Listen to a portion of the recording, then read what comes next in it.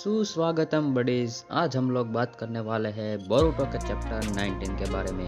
तो ये चैप्टर 18 जहाँ पे एंड हुआ था वहीं से स्टार्ट होता है, जहाँ पे बोरुतो और उसकी टीम नए मिशन के लिए रवाना हो रही होती है।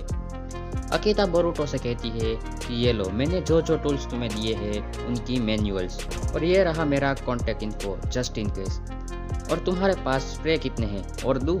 तो बोरुतो कहता है कि नहीं, इतना काफ़ी है, ज़्यादा हो गया तो उनका वजन बढ़ जाएगा।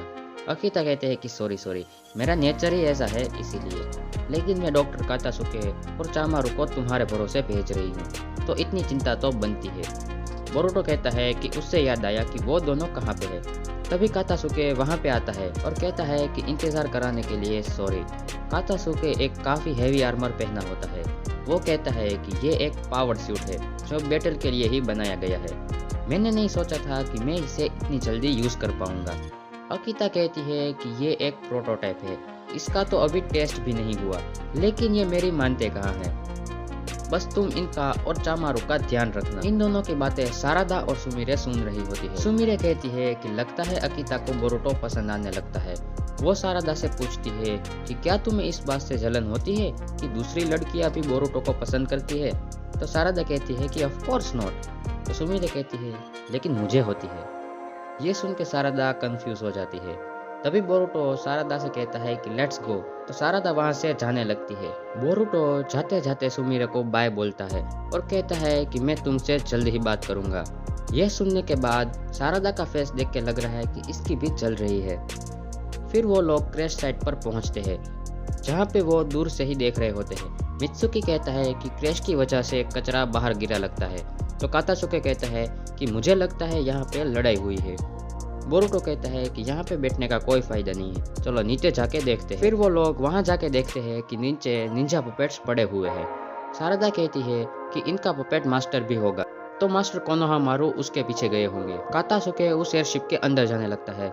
तभी बोरुतो कहता है कि अपना एक्चुअल मिशन मत भूलो। अंदर कातासुके भी उस कंटेनर को नोटिस करता है, लेकिन तभी अचानक वो पपेट खड़ा होता है। तो बोरुतो कहता है कि हैंडसम आदमी देखा तो दिखता ही रहेगा। तभी वो बोरुतो पे अटैक करता है, लेकिन बोरुतो उसे डॉज करके उसके ऊपर थंडरबोल्ट मारता है।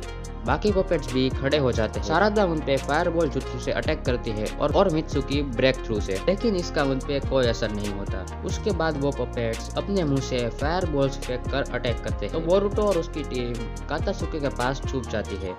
बोरुतो कहता है कि वो लोग तो फायरबॉल जुत्सु यूज कर रहे हैं, वो भी इतनी स्पीड में। तो मित्सुकी कहता है कि वो तो ठीक, वो लोग हैंड साइन भी यूज नहीं कर रहे हैं। कातासुके कहता है कि ये अटैक्स साइंटिफिक निंजा टूल्स की वजह से कर पा रहे हैं। कातासुके कहता है कि ये कोई मामूली पपेट्स नहीं है, ये ऑटोनोमस पपेट्स है जिनको पपेटियर की जरूरत नहीं पड़ती। मैंने एयरशिप में एक कंटेनर देखा था, तो शायद इनको उसे प्रोटेक्ट करने के लिए रखा गया था, इसीलिए कोनोहामारू भी इसे इन्वेस्टिगेट करने आया होगा, तब उस पे अटैक हुआ होगा। बोरुतो कहता है कि तो अब इसे हराएंगे कैसे? कातासुके कहता है कि साइंटिफिक निंजा टूल्स से, और किससे? उसके बाद वो उन पपेट्स के सामने आ जाता है। पपेट्स उस पे फायरबॉल से अटैक करते हैं, लेकिन कातासुके एक टूल की मदद से सभी अटैक्स को ऑब्जर्व करने लगता है और कुछ ही देर में सभी पपेट्स बंद पड़ जाते हैं। कातासुके कहता है कि इट वर्कड। ज्यादा निंजुत्सु बॉम्ब यूज करने की वजह से वो ओवरहीट हो गए।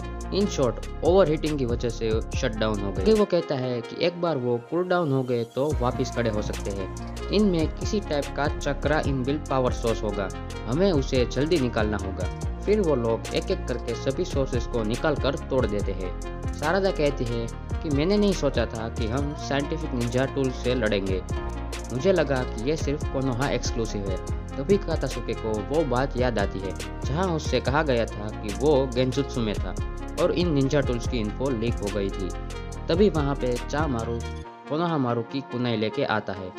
वो लोग सैंड को फॉलो करते हुए एक केव तक पहुंचते हैं, जहाँ पे कोनोहामारू और उसका पार्टनर होता है। बोरुतो और उसकी टीम केव में जाते हैं और बोरुतो कोनोहामारू से कहता है कि हम आपको रेस्क्यू करने आए हैं। तभी पीछे से आओ आता है और कहता है कि क्या तुम कुछ डिटेल शेयर कर सकते हो मेरे साथ? कोनोहामारू कहता है कि आओ। तो आओ कहता है कि लगता है तुमने मुझे पहचान लिया। कोनोहामारू कहता है कि आओ थी ब्याकुगान किलर, जो कभी 5th मिजुकागे का राइट हैंड मैन था।